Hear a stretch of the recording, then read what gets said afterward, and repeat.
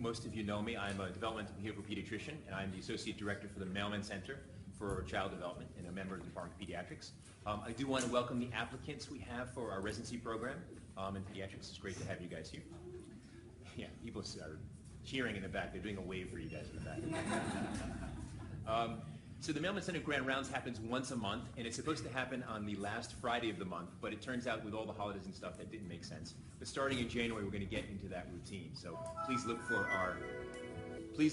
our advertisements about that.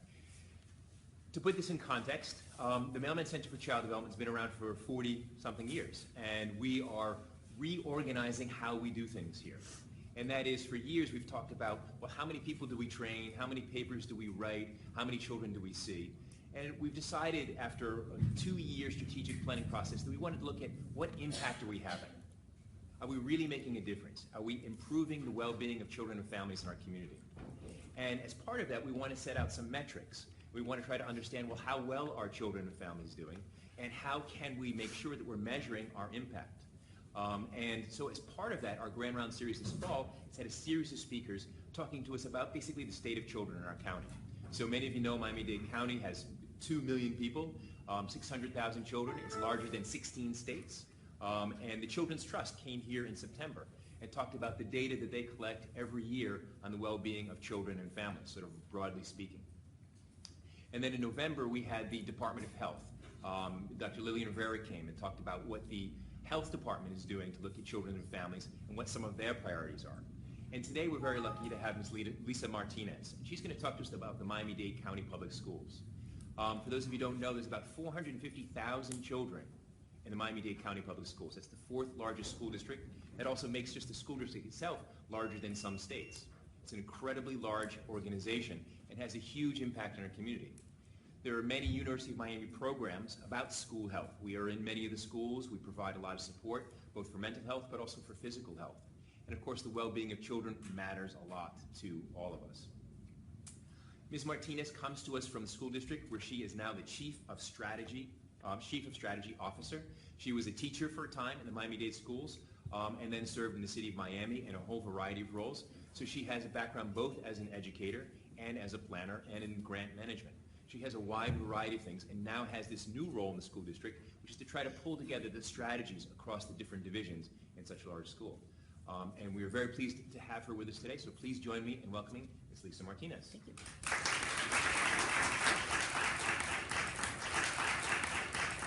Good morning, everyone. Today I have the unique opportunity to be able to give you an overview of what we did for our strategic planning process. We just came to the end of that process, and we have now what's called Vision 2020, which is our strategic plan for the next 5 years.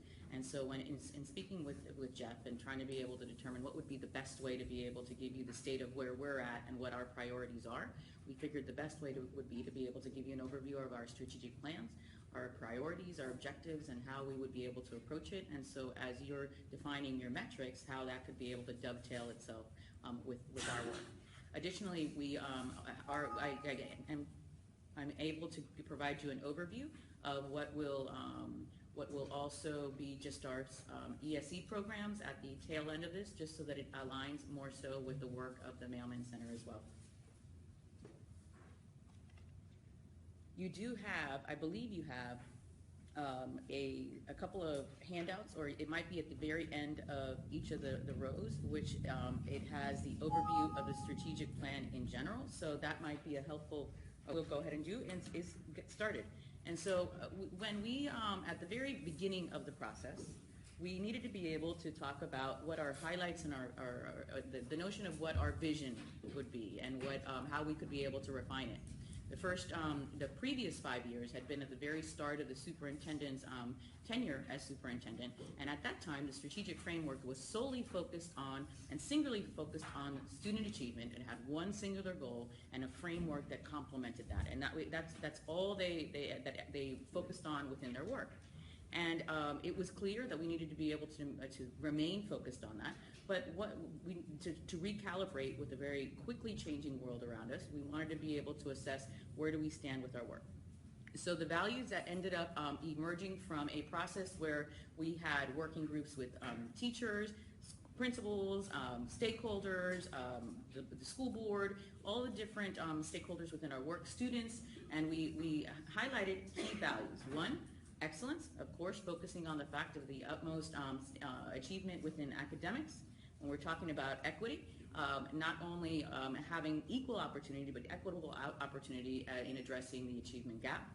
Making sure that no matter what, we are student-focused and ensuring that we are meeting the students' needs and supporting them to fulfill their full potential. And the notion of innovation was a big conversation that we had, which was not in our original values list when in our previous strategic framework, because the work that's evolving we have to be able to, as an institution, prioritize that as a value and being able to be as nimble as we possibly can within the educational world that we are trying to be able to keep up with the workforce. And also as it boils down to accountability. Some of you may be attuned to the notion of how educational standards and the way in which educational institutions are being held accountable to what is success and what isn't.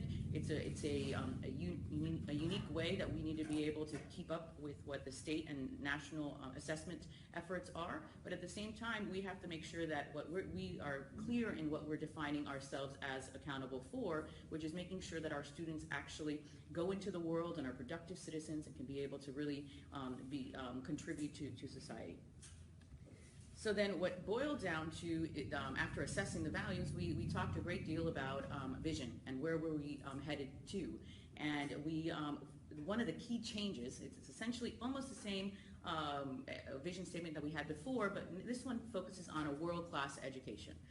And the notion of a world-class education was at the heart of the work because of the fact that we're not just preparing folks for the Miami-Dade County, but the way in which we can be able to remain competitive across the entire country as well as internationally. Our mission, in essence, is to become the preeminent provider of the highest quality education. And this is important for everyone to gain context regarding school choice. Across the district, there's a variety of choices that school districts, parents and families can be able to make. And it's really important for us, from our perspective, we not only look at our students from their needs and academically, but we also have to make sure that we are considering the customers of our work, which is not only our students, but the families, and as they're making the choices, and making sure that those families also have a good understanding of how the work that we do best prepares them for the years ahead. So when I had said that the singular focus before was student achievement, that remains our core mission and what we're focused on. So again, our singular goal is student achievement. And when we say student achievement, that means that students are working at demonstrating mastery at grade level, having a post-secondary plan, so when they leave our institution, they are prepared to be able to either go to college, have a career and technical training opportunity, or get right into the workforce. The notion that they graduate is obviously at the heart of that singular goal, as well as successfully entering into higher education opportunities. But then when you talk about what are the pillars of how we're going to get there, very first one, and this you'll see this is, and it'll be, we build upon it, and I'm going to go ahead and just go through this, because at the very core of our mission is relevant, rigorous, and innovative academics. So that's the center pillar. Making sure that we support that center pillar. We have highly effective teachers, leaders, and staff in the school sites, as well as safe, healthy, and supportive learning environment.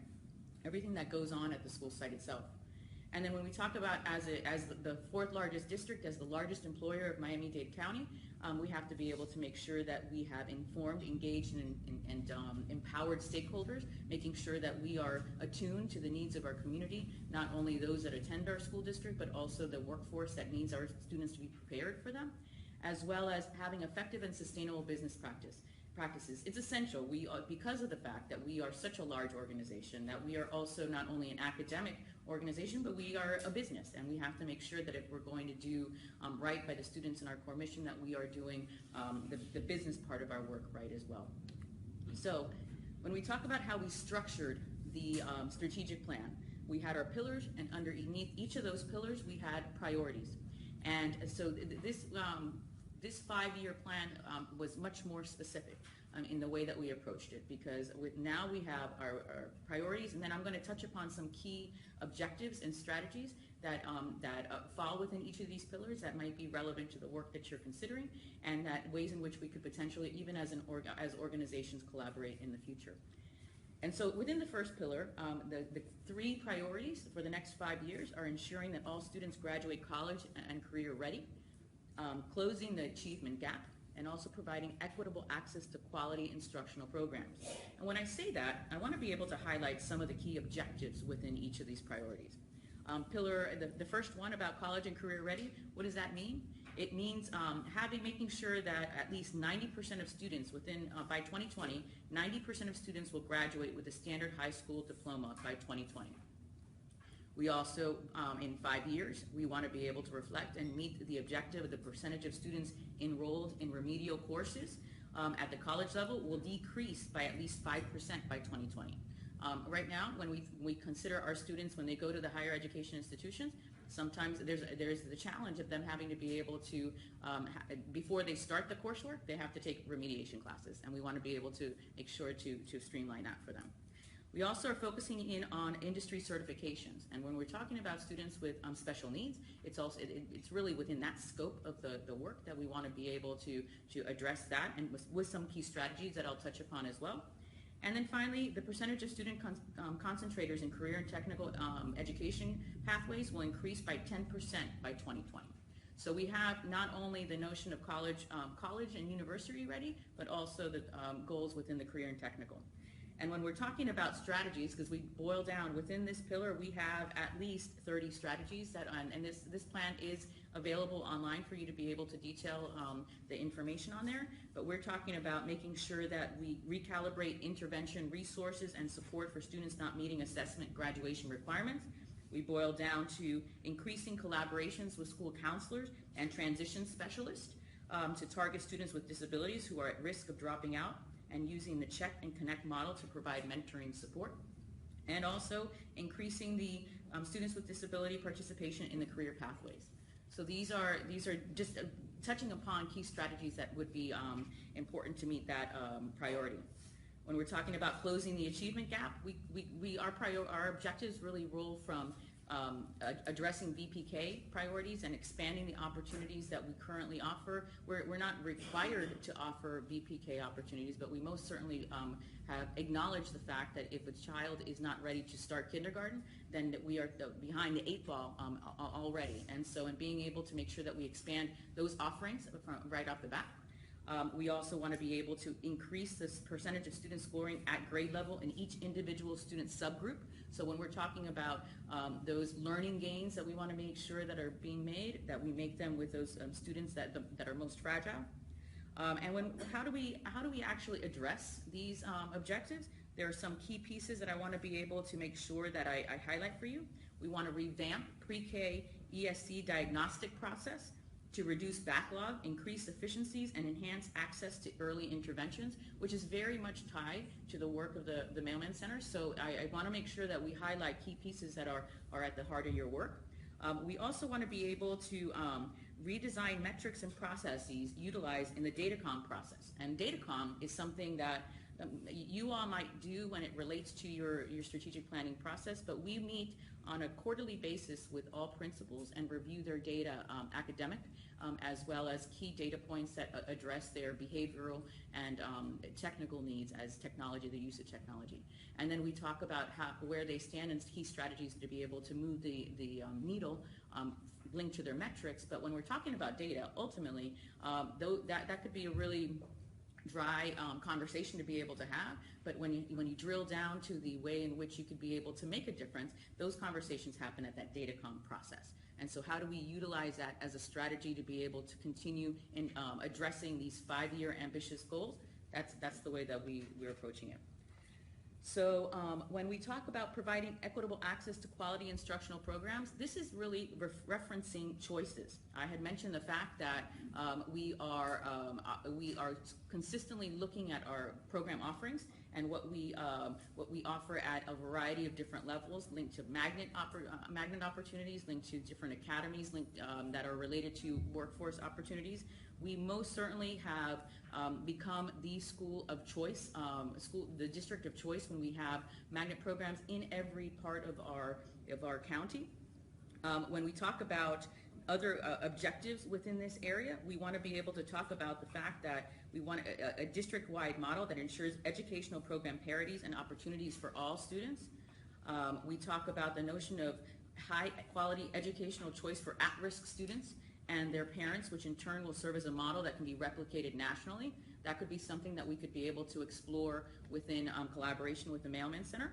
And then when we're talking about expanding equitable choice, we also have to look at the way in which choice can be able to get to students. And so it drills down into the logistical elements of transportation and the opportunities for transportation for students across the district as well. And those are linked, those are elements of our strategic plan too, and we have strategies and objectives linked to that. Right, so then that's pillar one, and that takes you through, once you get a chance to be able to look at the actual strategic plan, you'll see the in-depth analysis of what we did with the different strategies. Pillar two looks to the safe and supportive environment for students, and ensuring that it boils down to the logistics of school maintenance and food service, and the objectives that we have within there are linking into being able to have technology tools that could be able to track how we assess each of our spot checks within our actual facilities, and food maintenance and the quality of food and the way in which nutritional values can be able to be assessed and how that is impacting students. We also are very much prioritizing the fact that we're maximizing the usage of federal resources for breakfast and lunch and after-school program food for students that may come to school that don't have those resources.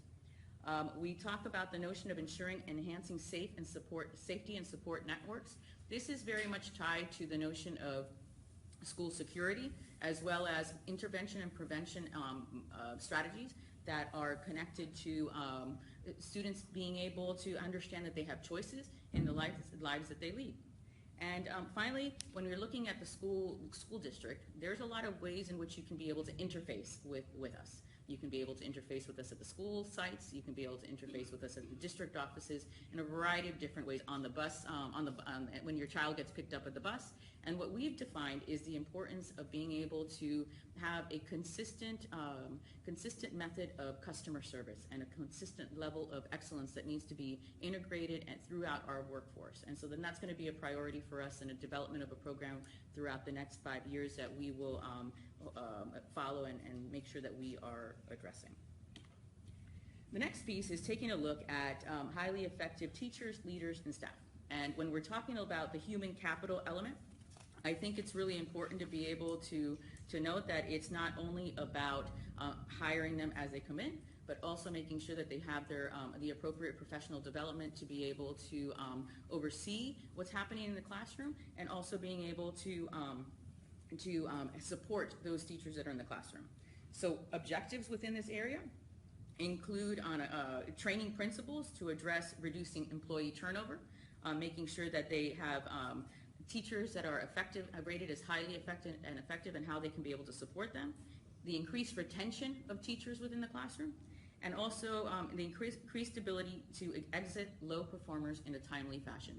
We now have a way in which, just the way that our structure is with our workforce, that we need to be able to make sure that principals are prepared to address professional conversations on early hires right off the bat, so that we can be able to determine if the hire is a right fit for the work right off the bat.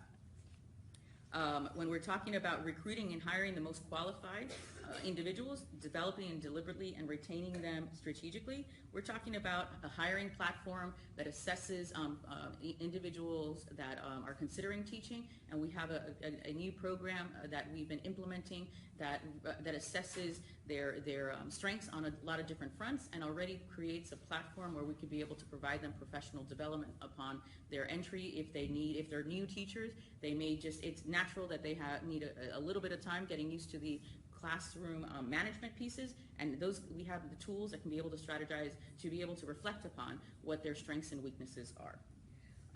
When we look at the next one, planning and facilitating and monitoring impact of human capital development opportunities. This is actually something that you might think from an outside perspective that it is just, okay, you have professional development, you have your workshops, you make sure that they come on in and they learn what they need to learn so that they can implement in the classroom. But this is one in which we have to have a comprehensive development of professional learning communities where individuals have a mentoring opportunities and being able to have peer-to-peer support that is not only targeting feeling comfortable within their work environment, but also targeting the improvement of practice. So that's definitely at the forefront of what we're trying to be able to accomplish as well. The fourth pillar is addressing informed, engaged, and empowered stakeholders. And this is when we talk about sustaining the strong lines of communication with students, families, and employees. This addresses our utilization of social media, our ability to be able to have town hall meetings, our ability to be able to make sure that parents are informed with using a variety of tools that we have, including a Connect Ed phone calls that we make, text message systems that we have, and this is not only for regular information that we put out, but also making sure that if there's any timely information that's linked to anything emergency-wise, that we have elements linked to that as well. And so you can see that in our strategic plan, it really runs the gamut of how we run our business and making sure that all facets of our work are being addressed. Strengthening the awareness of district initiatives, activities, and programs. One of the challenges as a school district is a lot of times we don't tell our story well. Our superintendent is actually a great communicator in the way that he puts out the story of the school district, but at the same time, there are a lot of aspects of our work that people are surprised at what we're actually doing when they learn that we're doing the different programs. And so what we have identified are a variety of different strategies to make sure that we can be able to integrate not only our message through voices of the district, but making sure that we begin implementing strategies on how other ambassadors within the community can be able to be our spokespersons as well. Addressing the enhancement of parent engagement, access, and advocacy. Obviously, we are not the only way and reason and purpose that students do well. The parents are vital, and their family life is vital to being able to be successful within their work. When we're talking about the way in which we integrate our efforts, we have obviously the work with the PTAs, the countywide PTAs and the school site PTAs, but we have something called the Parent Academy, which is also something that I think a place where we can be able to work closely with the Mailman Center. But it essentially defines specific workshops. It addresses needs for parents, some parents from the perspective of how do you maneuver through the school district. It also addresses how parents can be able to get information on key topics that they need information for their own children. But it also, they can be able to, from the perspective of a parent, how do they become more comfortable within their own role as an adult within the community. We also provide opportunities for them to be able to become better trained in our adult education programs and ways in which we can be able to integrate them within the community. And then finally, building, strengthening, and sustaining relationships with stakeholders. This is really about the business community. This is about internship opportunities. This is about being able to look at municipal education compacts and relationships with local governments and how we can leverage resources with organizations within our community. And we already have, for example, within municipal compacts, that means that a city and the school district have defined education as a priority, and they delineate specific objectives on how to be able to move the needle in the boundaries of the city. We started off in 2003 or 4 with the very first education compact in the city of Miami, and we ended up now we have about 20 education compacts with out of 37 municipalities. So it's the work of being able to make sure not only that we are reaching across all stakeholders, but now diving deeper into how that can be able to actually make the impact on the clarified metrics that we want to be able to accomplish in 5 years.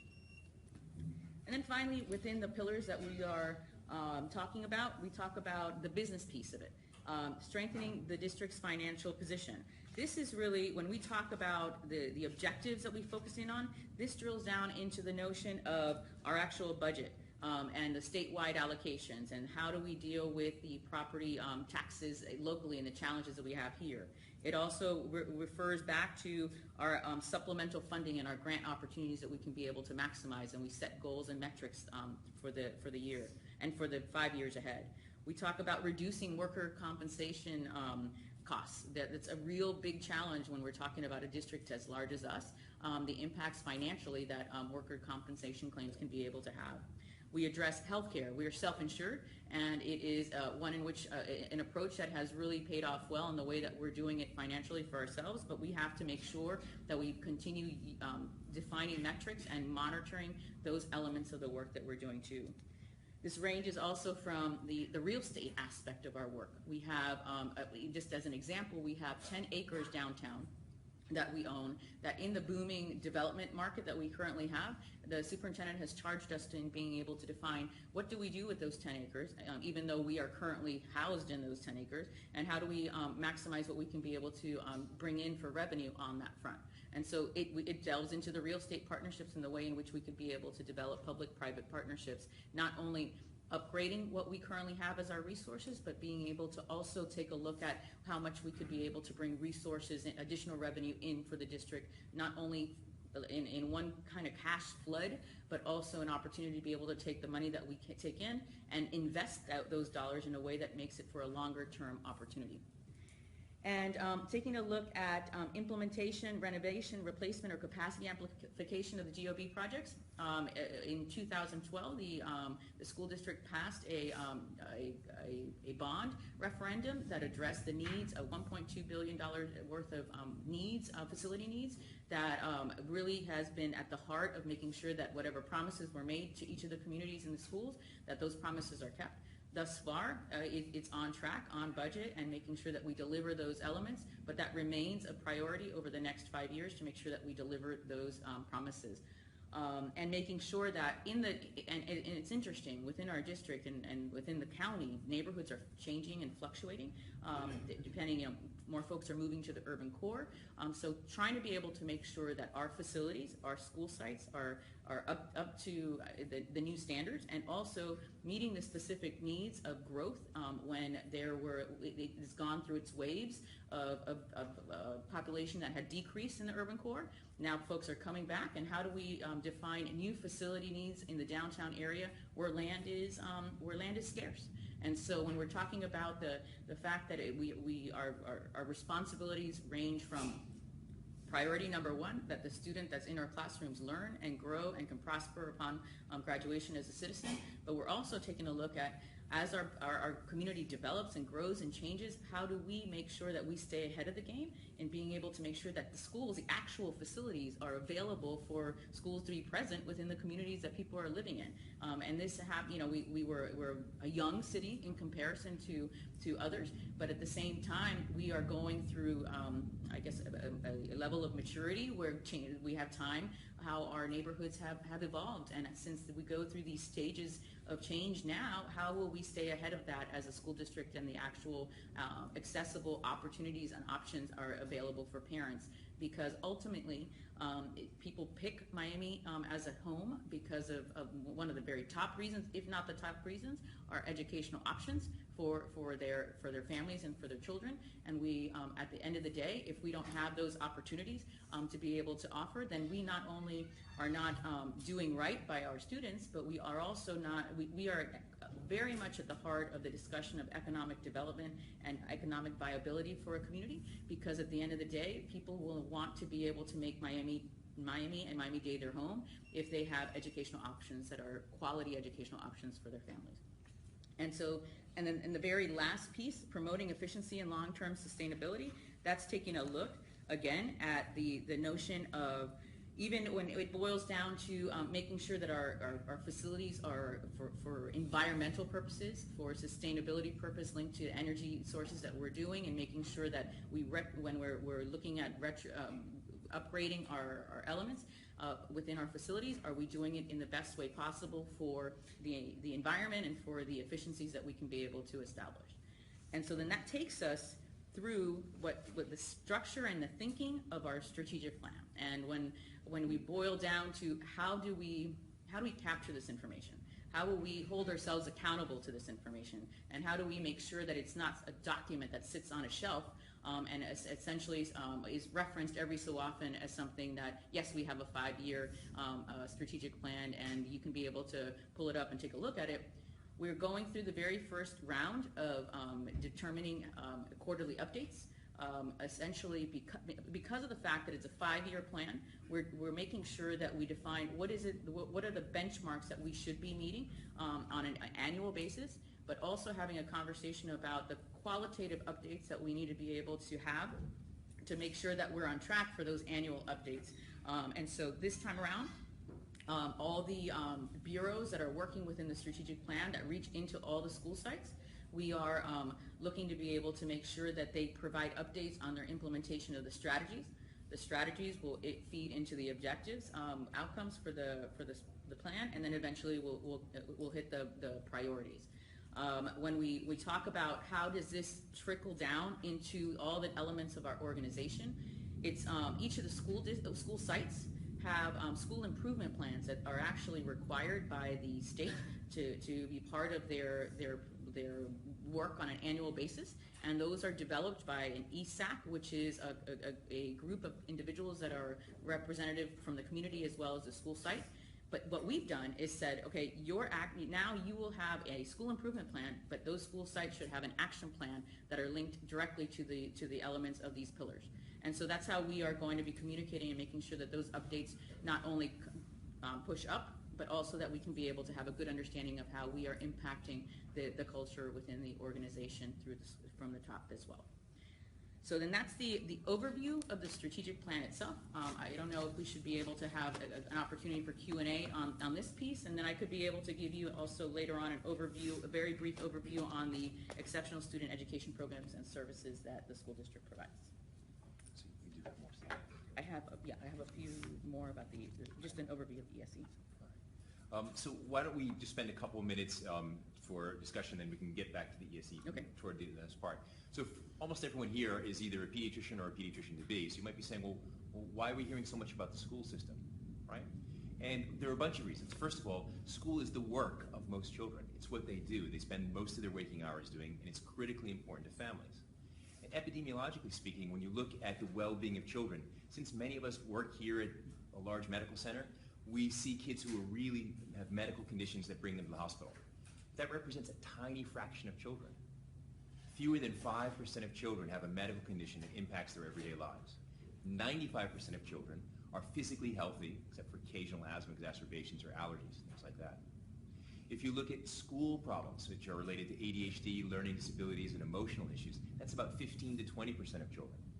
And when you are outside of a large medical center like ours, what most families are concerned about are how's my child learning, how's my child behaving, and it's almost always related to school issues.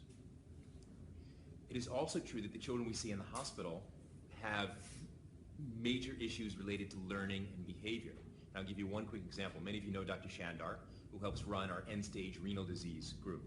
And she said, this was at a meeting yesterday with Dr. Friedman and several other folks. She said, here we have these children who come in 3 times a week for their dialysis. And I know they're going to be transplanted at some point. And when they get transplanted, they have medications that they need to adjust. And the health literacy of our children is so low, and we can't always count on their parents.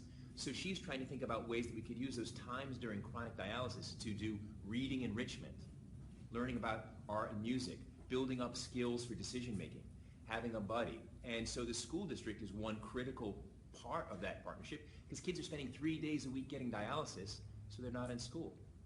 It's just one small example of the incredible ways that education is linked to the health of children. With that background, I know that a couple of folks probably want to ask you about some of the things, because you mentioned, for example, food service in school. Mm-hmm. So I'm hoping that Dr. Natali has something to ask about that. Okay.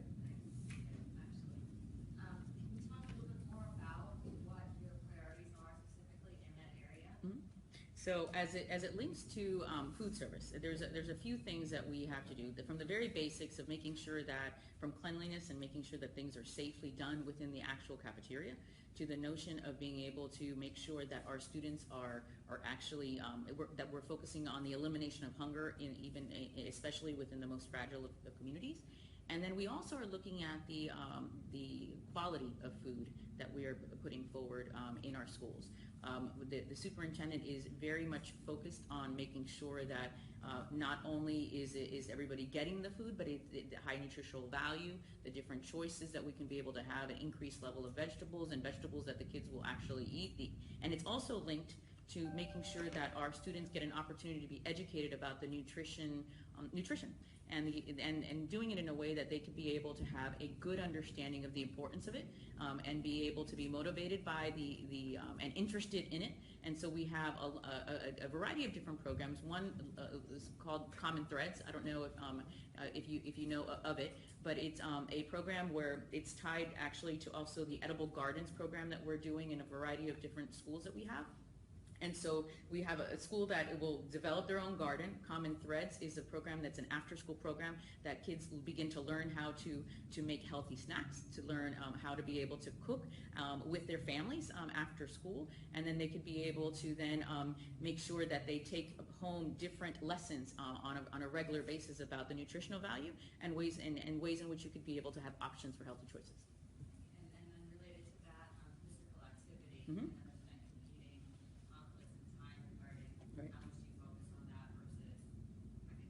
Sure.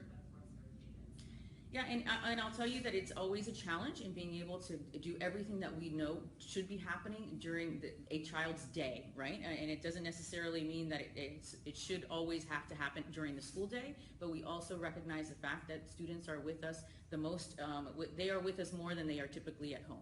And so with that being said, it is a priority when we talk about even during the early years, the importance of having recess time is something that the superintendent has prioritized for this administration, even though it's not required by the state. But what we are making sure is trying to be able to consistently explore opportunities to be able to, for additional resources too, because I'll tell you, all of past a certain point within our budget, it's grant funded.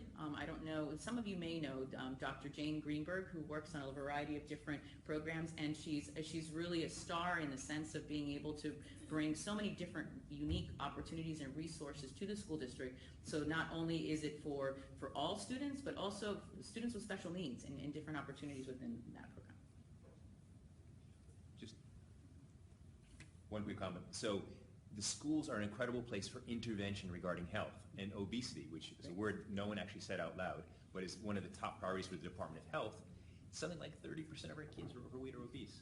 And schools are a great place to intervene, and there's a lot of research done among the folks here about how school lunches and recess and turning off TV are school interventions that impact the population. Lisa wants to say something. I just noticed that in the strategic plan, by the way, it's a very ambitious, impressive undertaking. It's very impressive. But you are speaking to a lot of healthcare providers, whether it's medical providers or mental health providers.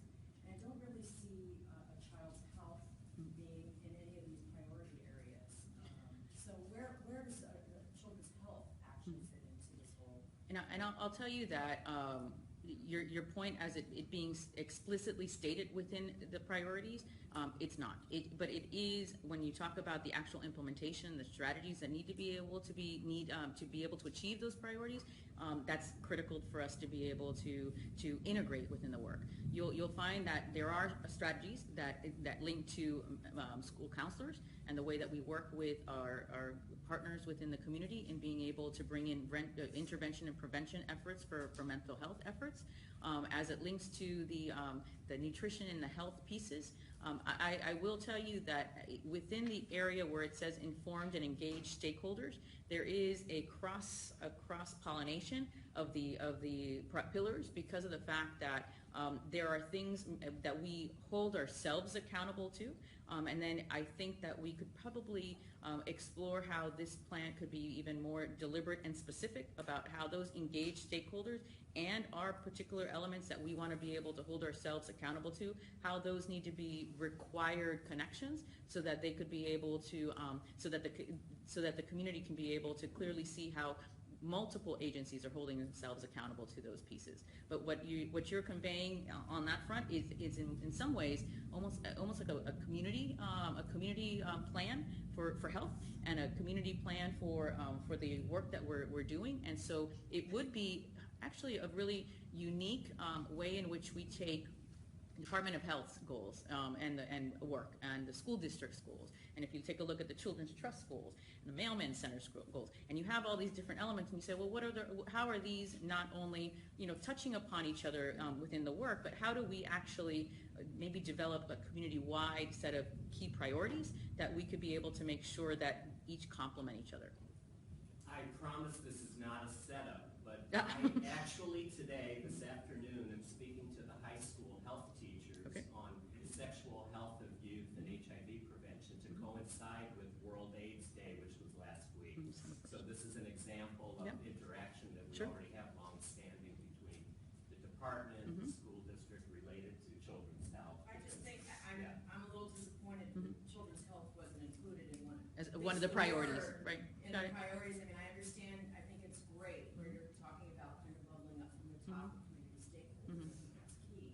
But to not have those actual words in any of these pillars, it's just a little confusing as to where all that will fit into the plan, so. Understood. Can you speak a little bit more about the Parent Academy? I was impressed by that concept. Sure. I didn't know it. I learned that here. So with the Parent Academy, this was actually a program that was developed a handful of years ago, and it is based upon 3 pillars of work. One, where you want to make sure that the parent is informed on how to be able to navigate through the school district. The other is about making sure that they are informed about key topics that impact their child. And how they could be able to be good advocates within that front at the school, at home, but also getting more information from the community or from the school district. And the last piece is being able to I guess, for self-improvement, about training opportunities for them within our career and technical programs, as well as looking at it from the perspective of higher education partnerships. And so what you'll see is on a regular basis a curriculum course of work that comes out on a quarterly basis, and there are workshops that are standing workshops that they could be able to take linked to those pillars. Sometimes they're a few weeks long, sometimes they're a one-shot deal, depending upon what the content is. We're right now expanding those efforts and also working on a marketing effort to put the word out. Like I had said earlier, it is an area that we want to be able to focus in on when it relates to getting the message out and information out about all the different elements of such a large school district. How do we make sure that as many people as possible know the work that we're doing? Why don't we talk about, go ahead. Okay. So, as a psychologist and as a parent of children in the public school system, I think it's been a challenge to see while there's been a focus on academics, it seems like we've lost the whole child, sort of building on what others have said. You commented a little bit about some of the prevention efforts, but given what we know in the literature about the importance of physical activity, the importance of social and emotional and behavioral health, and supporting learning and impacting outcomes. So how do you include science and evidence-based strategies and sort of planning out your strategy? Well, within the work, when you're talking about science and project-based and being able to connect the arts into the work, you'll find when you take a look at the actual strategic plan that those strategies are deliberately stated with those specific words about STEM and STEAM opportunities and how those will be expanded upon and integrated within the efforts of meeting those academic elements. I think to your point about the focus on student achievement and assessment, I think when we're looking at with the previous framework that we had, it was essentially, it had 4 pillars that talked, it kind of mirrored what we have somewhat, and then it had the one particular goal, but it didn't drill down into priorities, objectives, and strategies. The reason that we've done what we've done this time around is that we want to make sure that those elements are tangibly stated, and we can be able to make sure that we are keeping it at the forefront and being held accountable to those specific elements, and not just saying that it's student achievement, but what does that actually mean? And so then I think if you'll see from the previous strategic plan to this strategic plan that we've been much more deliberate in making sure that it's a holistic approach, and not only a holistic approach from the perspective of the child, but also a holistic approach, taking a look at it from the district as a whole, and making sure for the full student body as a whole in a more specific fashion. Why don't you take a couple minutes to tell us about ESE, because Okay. we have just a few minutes. Sure. Okay, so this is just an opportunity to be able to, and this is something that one of my colleagues provided for me, and I looked through it, and I just wanted to make sure that it's because of the fact that this is the work that you often collaborate with within the school district, that you get an overview if you are not integrated within this work on a day-to-day basis with the school district. So the brief presentation will cover the notion of the demographics of ESE programming, the data systems, the educational environments offered within the school district, the related services, the standard curriculum that ESE students would be following, as well as the modified curriculums and assessments in students with disabilities. So when we talk about this total student membership, closer to 355,000, we have, from that amount, about 10% of our student population is ESE membership. From that amount, we have about 10% that are identified as students with autism, 8% with emotional and behavioral disabilities. We have 44% are reflected with student learning disabilities, and then 8%, just so that you have a good feel for it, when we talk about the assessment of students, there are alternative assessments for with the modified curriculum for ESE students, but then 97% of our students with disabilities in grades 3 through 10 actually participate within the standard curriculum assessment process. When we talk about what are the educational environments within the school district, we have ESE centers, we have the traditional school settings at all different grade levels, we have ESE outreach, and such as the ones that we coordinate and collaborate with you all, hospital homebound, alternative education, as well as academies within schools. And when we're talking about the approach and the educational settings, it's general education, the regular classroom, inclusion, as well as having a resource room, separate class, and other separate environments completely separate from the school district, so the school site. So when you talk about the menu of services and how many students are participating within each of these elements of the programming, nursing services, 820 students are receiving resources from nursing services, 500 students are receiving psychiatric consultation. When we're talking about physical and occupational therapy, 3,800 students. Speech and language, on any given day, this is one that they cycle out of the program, 10 to 12,000 students a year. And then students with individual paraprofessional support, 670 students. And this is very much linked to their IEP and what their needs are as it's developed. When we talk about the curriculum, you can be able to have two approaches within the curriculum. You have a modified curriculum that is addressed within the new Generation Sunshine State Standards at the state level, and these are approved at the state level, and these are what we follow. And then you have the standard curriculum that addresses math and language arts, and then within that standard curriculum, you have the IEP modifications that could be able to be addressed within the work that we do.